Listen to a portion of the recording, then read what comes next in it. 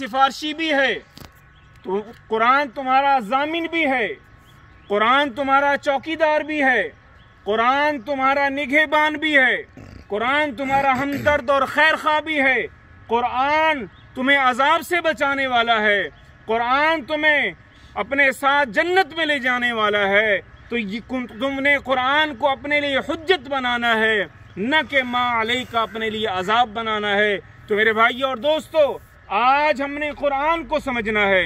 कुरान को समझेंगे तो पहली सीढ़ी जो जवाब है नमाज का, उसमें हम कामयाब हो सकते हैं। अगर हम कुरान के हुरूफ को नहीं समझेंगे, कुरान की अदायगी को नहीं समझेंगे, तो हमारी नमाज कैसे कबूल होगी, हमारी नमाज कैसे होगी।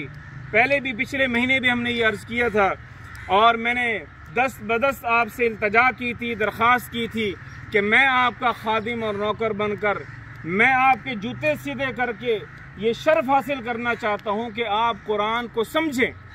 यहाँ नहीं समझना चाहते, अपनी मसाजिद में समझें, अपने कारी साहब रख लें, क्योंकि कुरान को सही पढ़ेंगे तो आपकी नमाज कबूल होगी। अहमद सरसाई रहमतुल्लाह अलैह के पास एक शख्स आता है, आखिरी बात जिक्र करता हूँ, तो वो बहुत ही मशहूर और मरूफ आदमी था, ताजिर था, बहुत बड़ा, अल्लाह के रास्ते में बहुत खर्च करने वाला, बहुत सदकात खैरात, हजारों मिस्कीन उसके देने से पलते थे, हजारों बेवाओं को पालने वाला था। और जब वो उनके पास आया और बैठा, रो कर कहने लगा कि ऐ अल्लाह के वली, आज मैं उम्र के उस हिस्से में हूँ, मैंने बहुत कुछ अल्लाह के रास्ते में दिया है, बहुत कुछ निछावर किया है, लेकिन मैं नादिम और शर्मिंदा हूँ कि मैंने कुरान को नहीं पढ़ा।